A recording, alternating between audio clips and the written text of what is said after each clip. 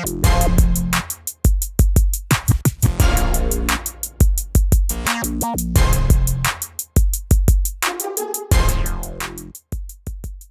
those of you who do not know, I'm Dr. McDowell.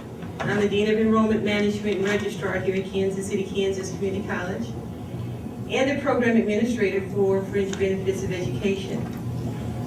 Tonight, for some who may not know, there are pamphlets outside that gives you a little history about Fringe Benefits. We have been here on the campus now for about 4 years. We've been here on the campus and we meet every Thursday.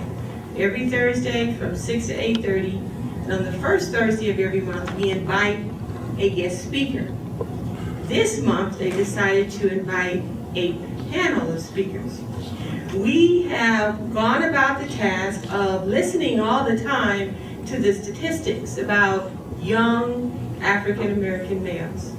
I was just at a program today for community college leaders.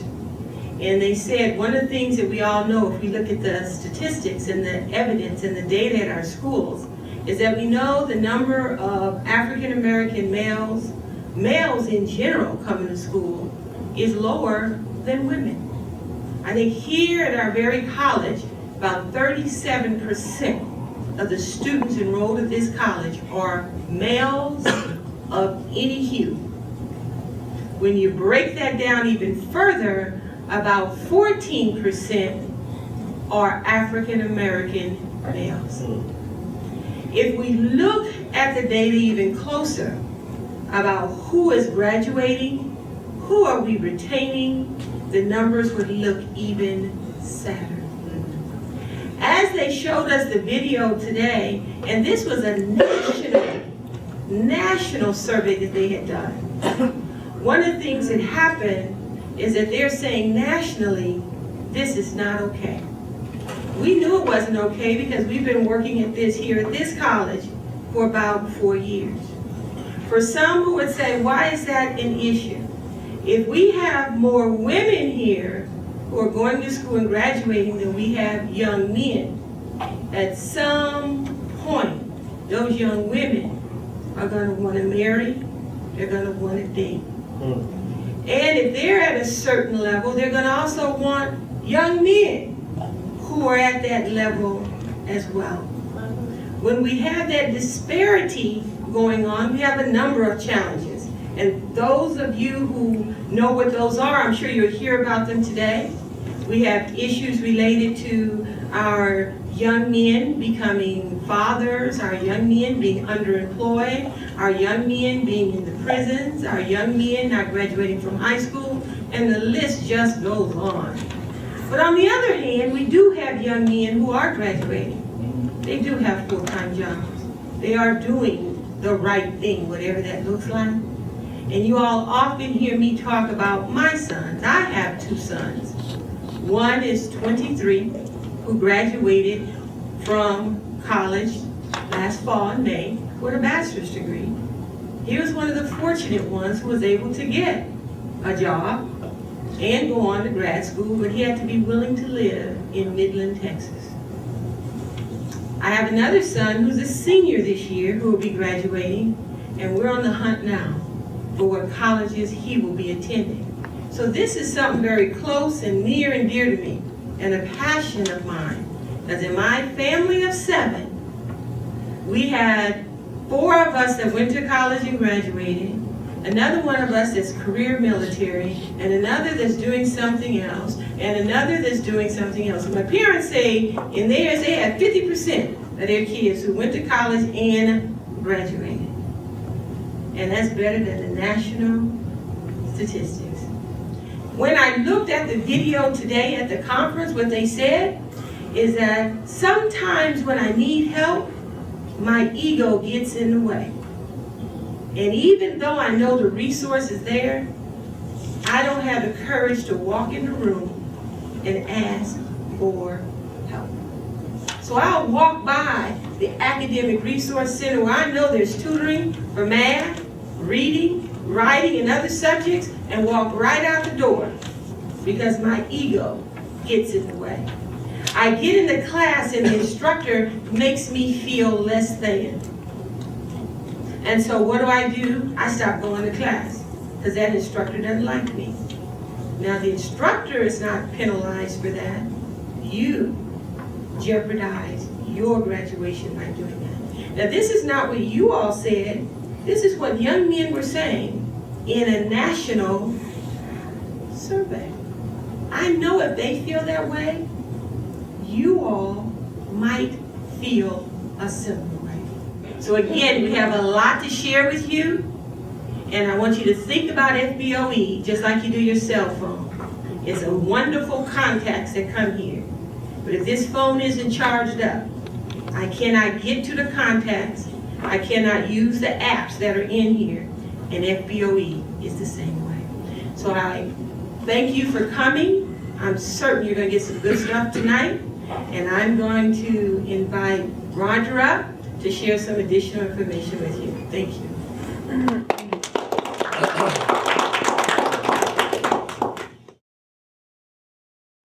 Real quick, before I get to inspiration so we get to eating, we had a thing we did with Kelvin at it was Metropolitan Baptist Church last night. Had a good time, had a great discussion. And I'm gonna tell y'all, like I kind of told you, I got a chance, they let me get loose last night. You know, and we don't take life seriously.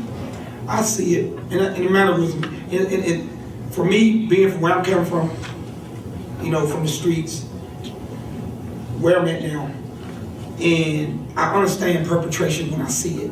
A lot of people perpetrate, want to do this knowing that their skills need to be picked up, and a lot, so we put on these masks and go around like we great readers, we great this and that. When you really hurt, you need it better than everybody else, but you ain't gonna let nobody know. So I took off what she just said. She said ego. Our ego, not only in the class, ego around everything else, because we think we know it all. So I'm always doing my acronyms. Y'all saw it last night. Ego, E-G-O, erasing good opportunities. Go ahead. That's what we do with our ego. We erase good opportunities. You know what I'm saying? And at least be crazy as a fox. Meaning that if you're gonna perp and then have some knowledge behind you, then hey, you can fool people all the time and change that. But what I want to do right now, I want to split up everybody. I want a younger person to sit with somebody that's older right now. We're going to mix this up and not get in our groups. We're going to do that right now. Because what often happens is you never know who in here may have a contact that can help you. But if you don't speak to them, you never know. You never know. And I want to get to this real quick so we can get to the point so there'll be more about the panelists that's here. And we got a great mix. I love the mix that we got today. I wrote this thing called Faith Starts When the Bull Stops. It's new. It goes, what if I can save you? What if it do not matter at all what you believe in? And the only thing that matters is money, status. The more you try, the more your hope die. The less you try, the more you fly. The bad get the prize while the good get to ask why.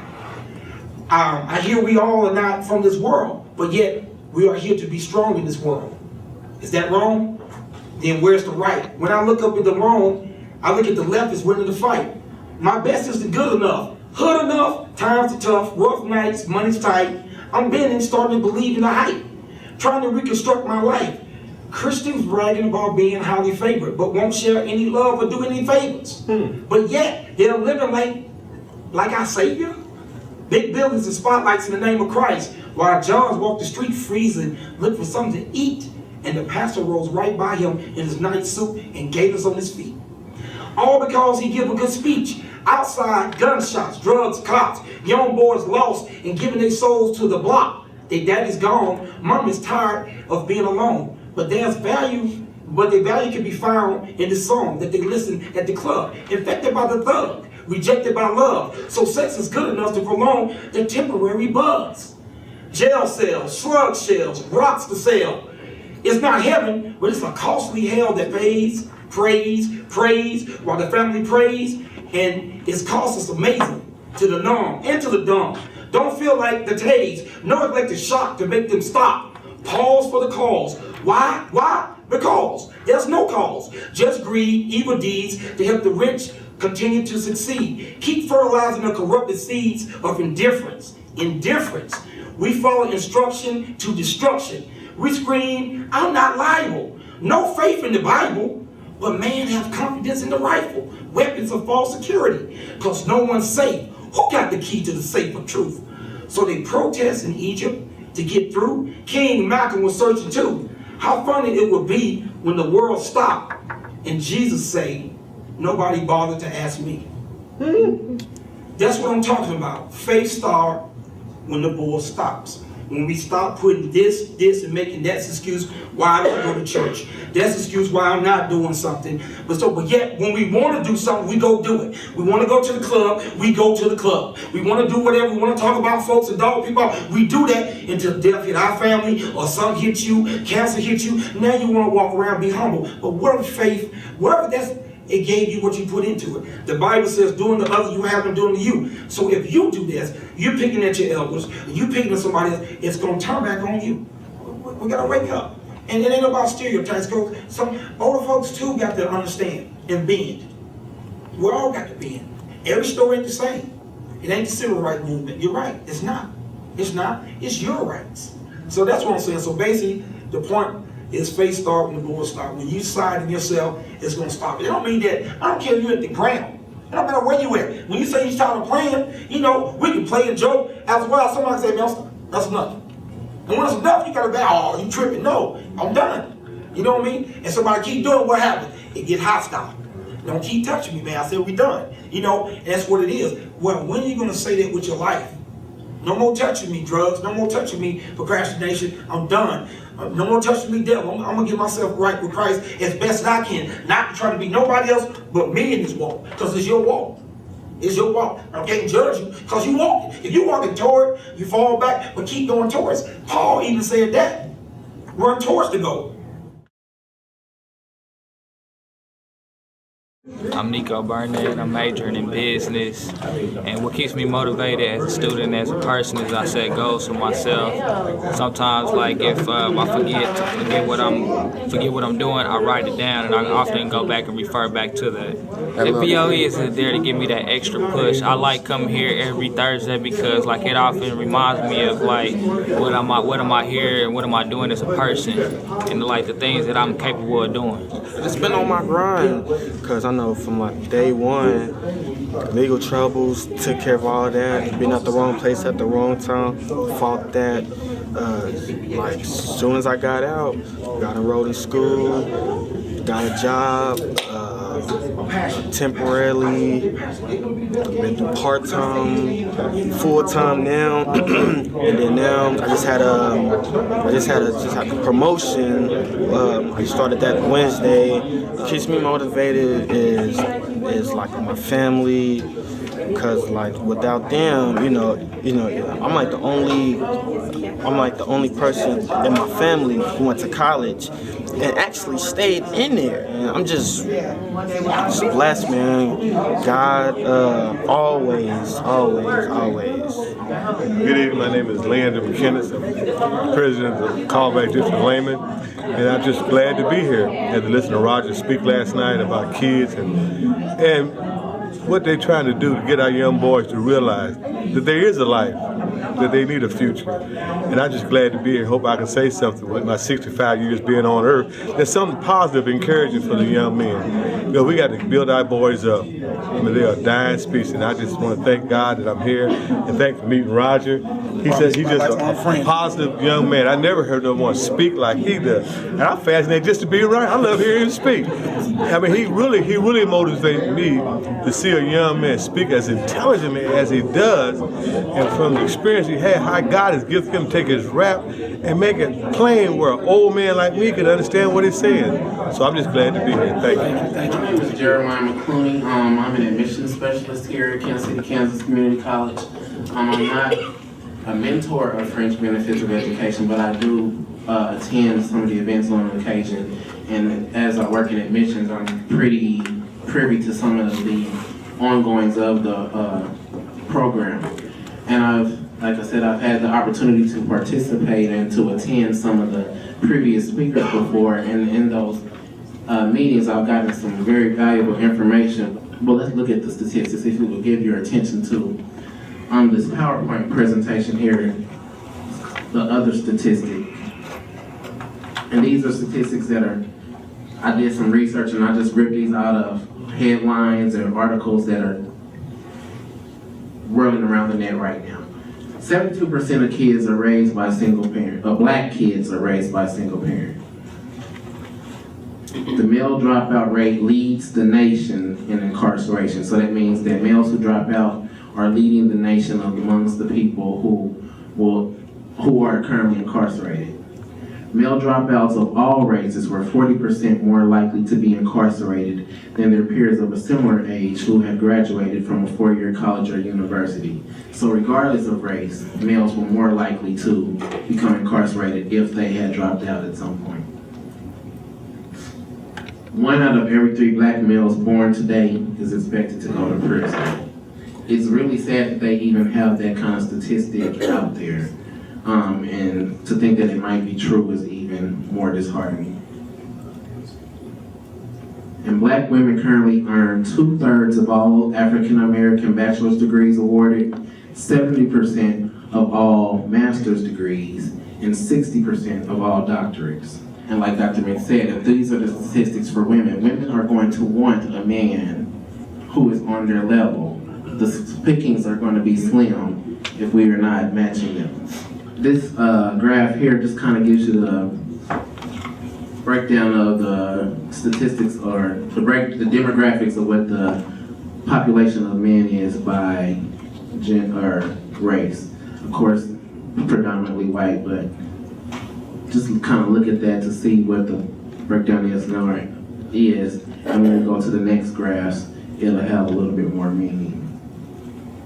From this graph here, the educational attainment of men ages 18 through 29 by race, ethnicity, and gender.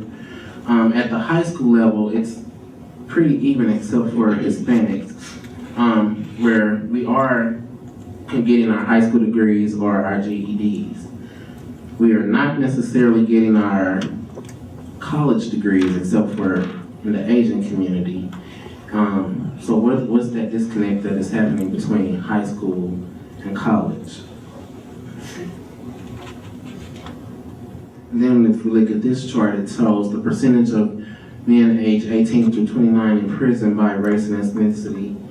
These are 2005 data. You can see that we are going to prison at 3 times the rate of whites and Hispanics. African American men are disproportionately represented in the criminal justice system.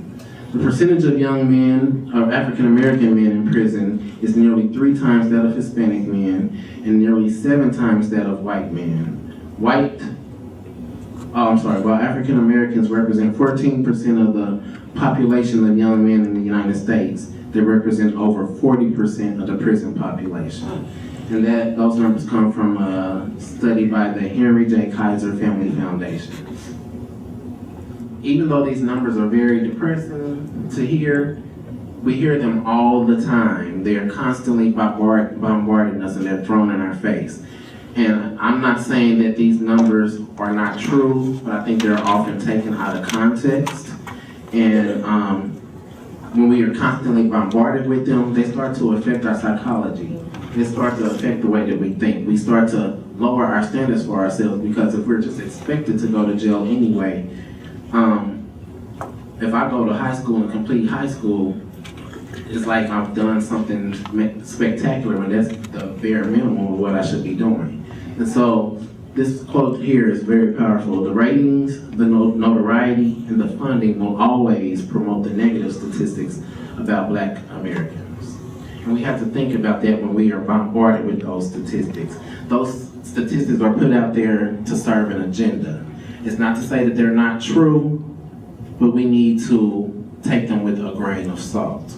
In actuality, though we are making up the majority of the prison population, in actuality, the ratio is 4-to-1 of males who are between the 18 and 24-year-old Black males in college versus the prison system. So for every black male who's in prison, there are 4 in the college or university setting. And the truth is, there are more black males in college than in jails, prisons, private corrections, military jails, and institutions for the criminally insane. There are 1,236,443 men in college, while there were only 841,000 in the prison system. So even though we hear constantly about our prisons, how we're overrunning the prisons, we are also having a presence in the college campus. And so that's kind of the purpose that we brought, that allowed us to get these panelists here for you tonight.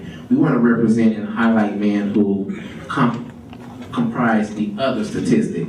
So for all of those who are in jail, there are also, on the flip side, a number that represents the people who are doing right, the people who are taking care of business, the people who are living the dream and going after their dream and reaching goals and accomplishing things. And this is the story that we want to tell. We want to tell the stories of struggle, perseverance, and success that are far too often untold and overshadowed. And so with that, I would like to introduce our panelists for tonight's discussion. To my far left, we have Councilman Jermaine Reed. We have Mr. Randy Dunn. Mr. Derek Carter. I believe it's Dr. Rodney Smith. And Mr. Kevin Taylor. I just want to say it is truly a pleasure to be here. I'm excited about what you guys are doing. I didn't know a lot about it, but I know a lot about what Roger does. And if it's Roger's involved in it, I want to be involved in it. We are brothers from another mother. So, and he's doing this thing. A little bit about myself. My name is Kevin Taylor. I've been in Wyandotte County all my life, 47 years, and I can truly say I'm excited about being here, and this is where I'm at. And I want to talk a little bit about myself. Member of Pleasant Green Baptist Church, where my pastor is the Reverend Jarvis Collier. I've been in Pleasant Green for over 35 years. 2 people that made an awesome impact in my life is my mother. Yesterday she turned 70, and the late Reverend David L. Gray, who made a strong impact in my life. And a little bit short story, in 2009, God allowed me to reunite with my father after 41 years of absence.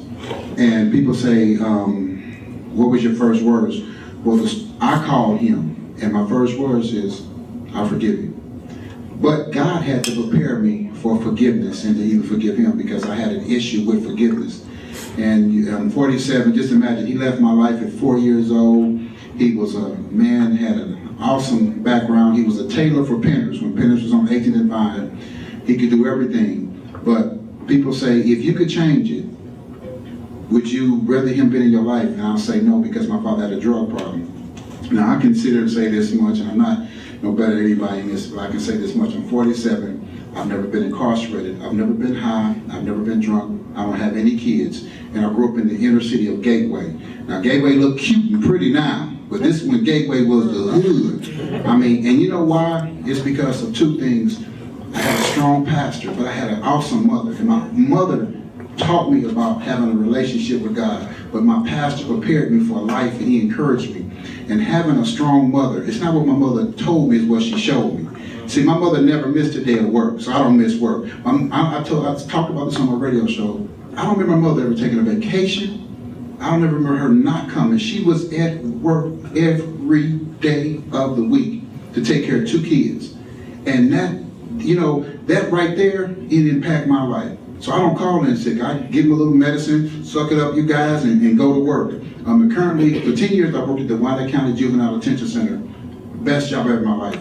God, if you ask God, he will move you into where you should be at. I was scared. I didn't want to go there. It wasn't that I was scared of the kids. I was scared of change. Sometimes your calling, you can be afraid of your calling, but you got to trust in God, because when he calls you into it, he will carry you through it. And he carried me through that situation. I was so excited about working with kids. Now I'm working at a place called Call Valley. I'm still working with kids for the rest of my life. I'm not even looking, if I'm never blessed to have a child, every kid that comes to the Wyandotte County Juvenile Detention Center, who comes to Wyandotte County and on the Missouri side, I try to reach out and encourage to make better choices. And I always tell them, the only way you're going to be successful is two ways, with Christ in your education.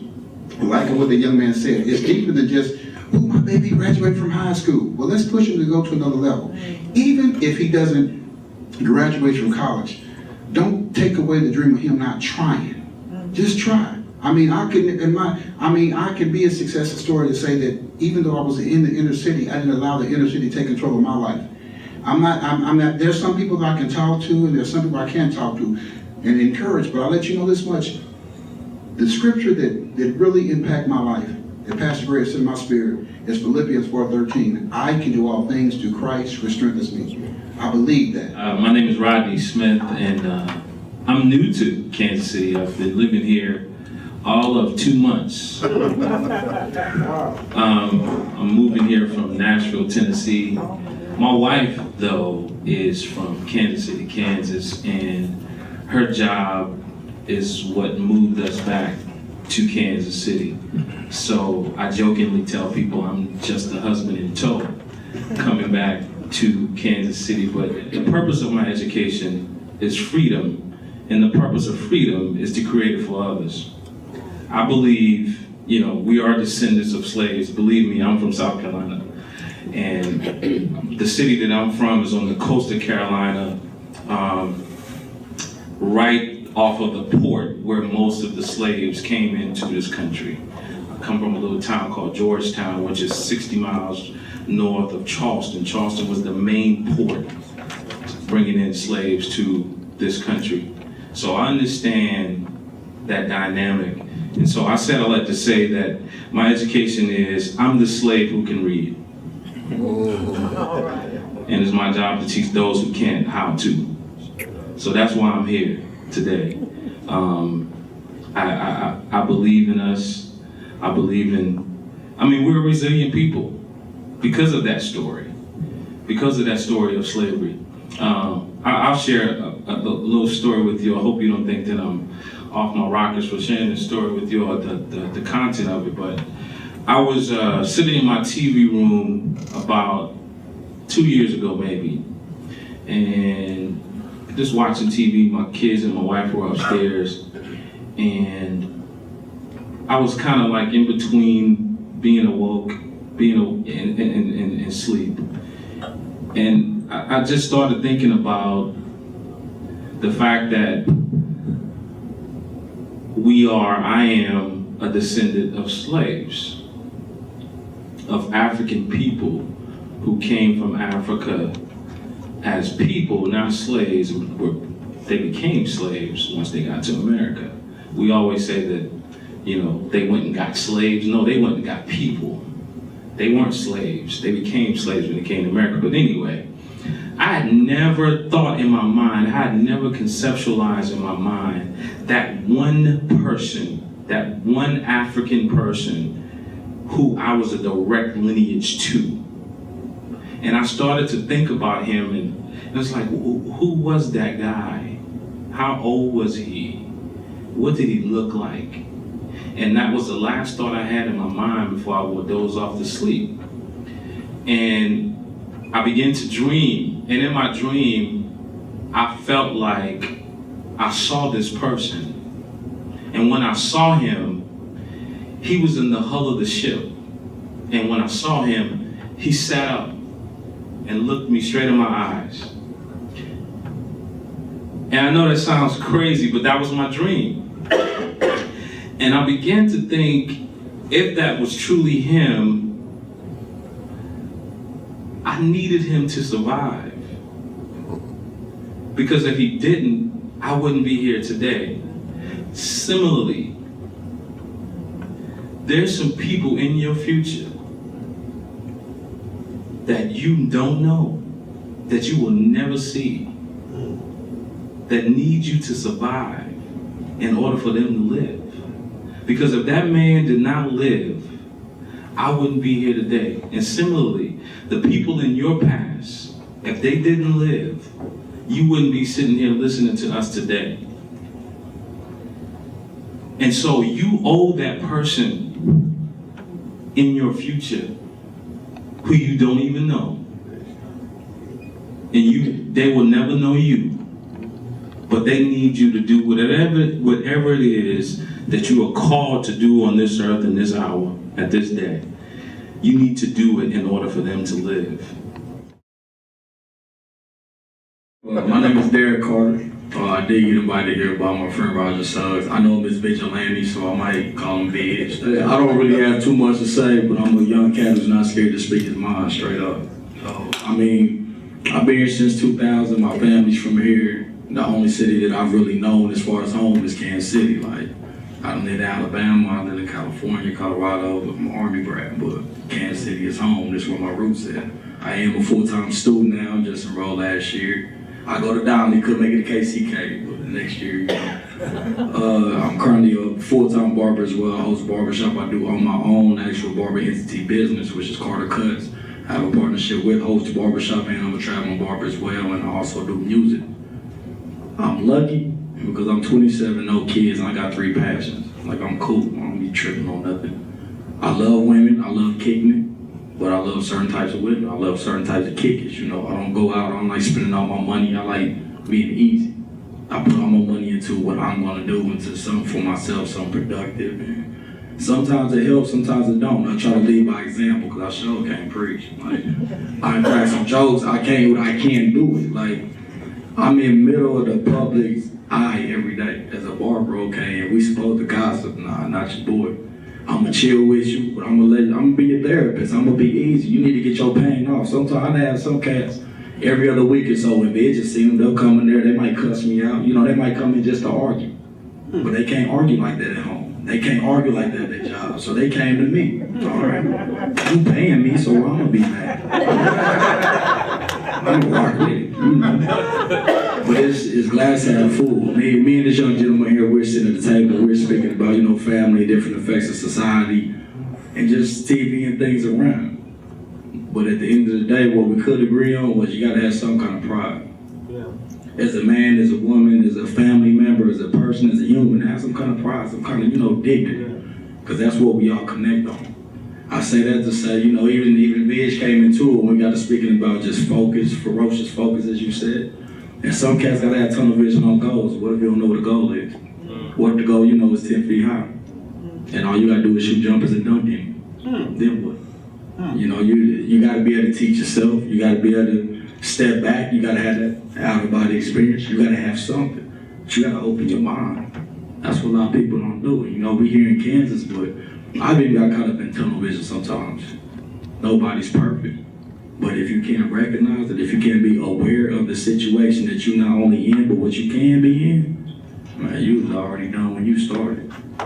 So I say that to say, just like this young brother said, any questions you have, I'm gonna answer them. But just understand this, don't ask me nothing I can't ask you. And don't be mad if I talk to you from the heart, because that's what you want. Again, my name is Randy John. And what I'll do is I'll kind of first kind of tell you where I am in life, and then kind of give you my story to how I got here, because I'm pretty sure that my story is fairly similar to a lot of you sitting out there. Currently, I work for the city of Kansas City, Missouri as a city planner. And in that position, I'm able to shape where development in the city of Kansas City happens. Being able to work with our city council members and our mayor to provide them with guidance as they make decisions and are voting on different things on behalf of the citizens of Kansas City. In addition to that, at the beginning of this year, I started my own business, a consulting firm. And so with that, I'm able to begin to control my own destiny. Even though I work for the city, I have my own. And with that, I'm able to control my own destiny. I think that's something that is so important, to be able to control your own destiny. And that's something somebody was speaking on earlier, is really controlling your own destiny. Before I started working for the city, I completed my undergraduate degree in urban affairs and my master's degree in public administration, both from UMKC, where I had full academic scholarship for both of those.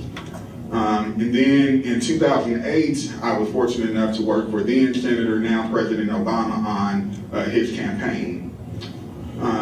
those may seem like some things that may be unattainable or unachievable for you. But I grew up on 61st and Prospect in Kansas City, the hood. And so I grew up, while I had two parents at home, my father was an alcoholic, a drug addict, a gambler. He hit on my mother. So as a child, that is what I grew up seeing. But for me, what I did, instead of falling into that same pattern, I looked at my father as the epitome of everything I did not want to be.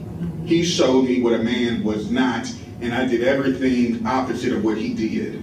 And so for me, that was one of the most inspiring things. Again, people talk about, well, would I want to go back and change something in my life? I wouldn't. Because if I did change something, I wouldn't be where I am right now. And so that is something, again, it has really shaped my life. And even going back, really from 6 years old, I thought I was going to be an architect. From the time I got my first set of Legos. And so I did everything I did, I was planning to be an architect. I was taking the CAD classes. I was doing all of those things because that is what I thought I wanted to do. But God showed me something different. So I started off, my undergraduate major originally was in architecture. After a year and a half of that, of staying in the studio till 2 o'clock in the morning, I said, this is not for me. Not only because of that, but also because I felt that there was a disconnect between that work and being able to do work in the community and being able to really fully shape the physical, spiritual, social environment of the community in which I lived in. And so I decided to change my major. I ended up changing my major to urban affairs. And after that also, I said, I want to get some experience, see if this is really what I want to do. So I called up a gentleman. He didn't know me from anybody. I just called him up and said, can I come in? I'd like to talk to you for an interview. He is now one of and after that he brought me in, I interviewed with him. He hired me on the spot for a paid internship. That was, again, one of those things that's been able to step out on faith. I grew up a very shy person. I barely even talked to my own family. And for me to pick up the phone and talk to a stranger and say, will you even, talk to me and meet with me, was very difficult for me to do that. And as the gentleman earlier talked about the ego, erasing great opportunities. Had I not done that, once again, I would not be where I'm at. But I said, you know what? Let me put myself aside and let me see what can happen here. And again, he's become one of my lifetime mentors. He's now my fraternity brother. I'm a member of Alpha Phi Alpha Fraternity Incorporated. I saw your wristband. and president of my chapter. That's something I'm proud of as well. But again, I tell that story because I had to step outside of my comfort zone to allow myself for those opportunities to come to me. I had what I thought was my plan to be an architect. God showed me a different path. And now I'm, really trying to tune in and listen to what God is telling me and begin to walk down the path that He's telling me. And as I do that, doors are opening. Before there was, seemed to be this resistance. So as a young man, you think, I'm gonna just push on, which you should do. But once I started listening to God and walking down the path that He has designated for me, things have just fallen into place. It just becomes so much easier. There's less stress. And that's something, it's a wonderful feeling knowing that you are going in the direction that you're supposed to be. And so that's something I would really encourage you. And something else I would encourage you, one thing that really frustrates me is you so often hear people talk about young people as, you're the future. And while that may be the case, you're also the right now. And so you have to take advantage of right now. When we talk about the civil rights movement, who was it led by? It was led by young people. Right. When you talk about women's suffrage, who was it led by? It was young people. When you talk about the election of Barack Obama, who was it that really pushed him forward? It was young people. When you look at the Occupy Wall Street that's changing the whole conversation in this country right now, who is it being led by? It's been led by young people. So as young people, you have so much power that you should tap into, and don't allow people to tell you, oh, just wait your turn. No, now is your turn. You have to take it now. Don't let people continue to push you off and tell you to wait. Take it now. One thing that was resounding here from listening to these gentlemen, because I don't know how much more I can say to kind of even give justice here, But listening to them is that one thing that was the resounding thing that I continue to hear is that you may see someone's glory, but you don't know their story. And for me to think that, wow, here I am, 27 years old, I was raised in the hood too. But that was in different hoods all over. Randy talked about one spot, but and actually I can talk policy. I would say today we announced a grocery store coming to the hood, very hood that I grew up in, and that made me feel pretty good. But my mother, single mother, 5 kids. I have 4 brothers. I make 5. But I have 1 older brother, then there's me, and then I have 3 younger brothers. And we grew up in the urban core of Kansas City. We were kind of house to house, you know, moving place to place, every Section 8 sometimes. Sometimes we just, you know, different places trying to make it. My mom worked extremely hard every day to make sure we had what we needed. And so don't let this suit and stuff and title fool you, because my mama named me Jermaine, and I'll still be Jermaine at the end of the day. Didn't know about college. I just knew all the people who I was associated with would talk about they were going, and I started talking about I was going, you know. And so it was probably my sophomore year. I met this big fat white guy. He was the president of a bank.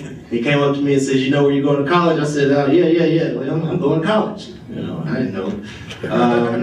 And I just knew that's what I was supposed to say. And he says, "Well, if you want to go to MU, let me know." And so I took his card and followed up with the man. And from that time, we've developed, and that's the reason I call him Big Fat White Guy, because we've developed a friendship over the course of those years. I mean, my first car that I had, he gave it to me at 16 years old. That was nice Honda, 10 windows, sunroof, fully loaded. Nice. My ACT classes, he paid for them.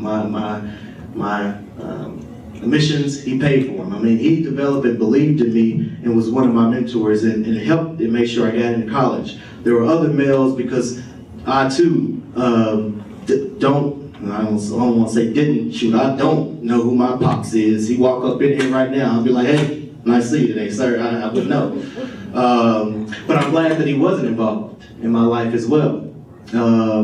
I wish he was, but there were a lot of positive male figures in my life, like my grandfather, like my congressman, and my mentor, Al Brooks.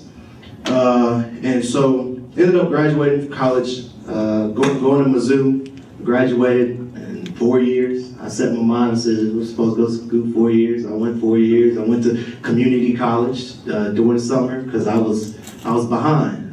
My education wasn't the best. I was doing a lot, but I didn't know a lot.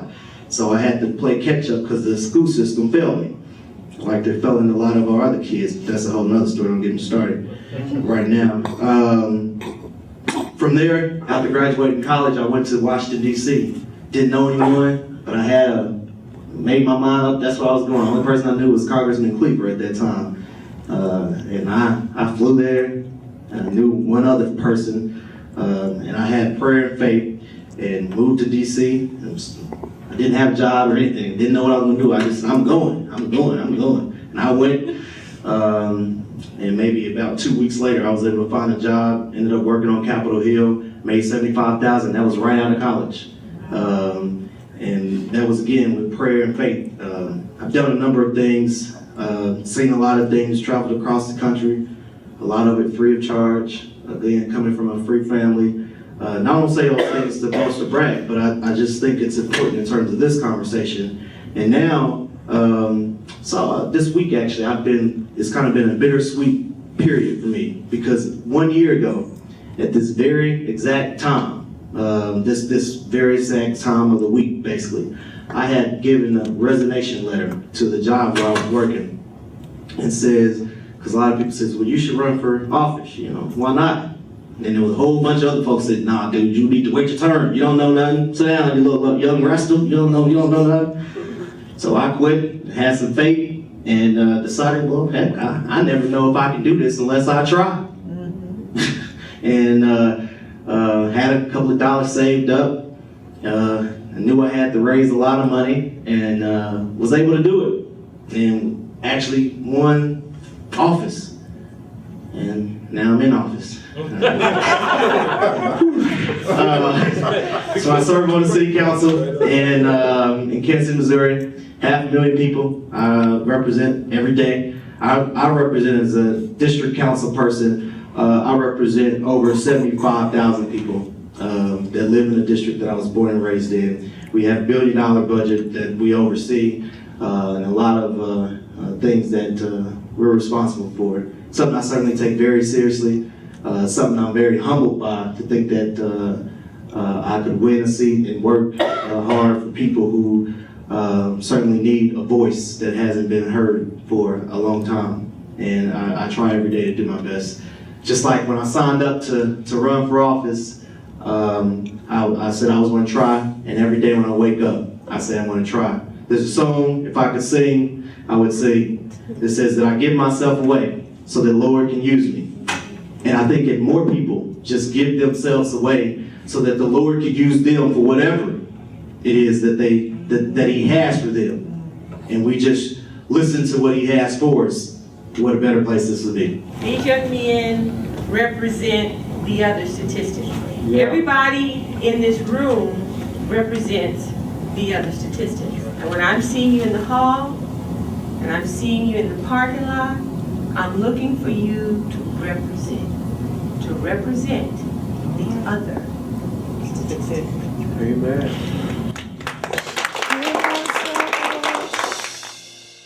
FBOE, do you think it's a good thing or a bad thing? I think it's great. I think it's excellent. I think especially what we're doing, nothing against Missouri, what we're doing in Wyandotte County. There's nothing really impacting Wyandotte County like it should be. And what they're doing great things over in Missouri. It's time for us to do great things. It's two cities. Let's do the great thing. We can come together and do it together. Yeah, I don't spend much time in Missouri. I mean, I'm sorry. And the dots. I'm representing now. Dot. Come on now. But yeah, I mean, this was extremely amazing, because the thing about it is that this is not just happening in Missouri. It's just not happening in Kansas. This is happening all over the world. Right. I mean, and mentors are needed every day from people and what they're doing. So I mean, these kind of conversations have to happen, because we have to be the change that we want to see on a daily basis. We can't let people define who we are, and it takes all of us giving back, to change our communities, one child, one family, one neighborhood, one community at a time. If not me, then who's? If not now, then when? Time is always now to mentor and to help people get to the next level of life. I even like the name of the program, Fringe Benefits of Education, because there are some benefits to education. Yes, sir.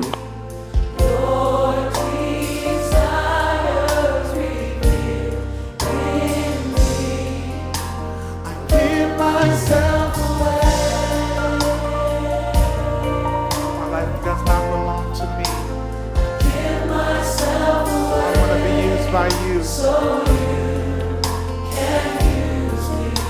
I give myself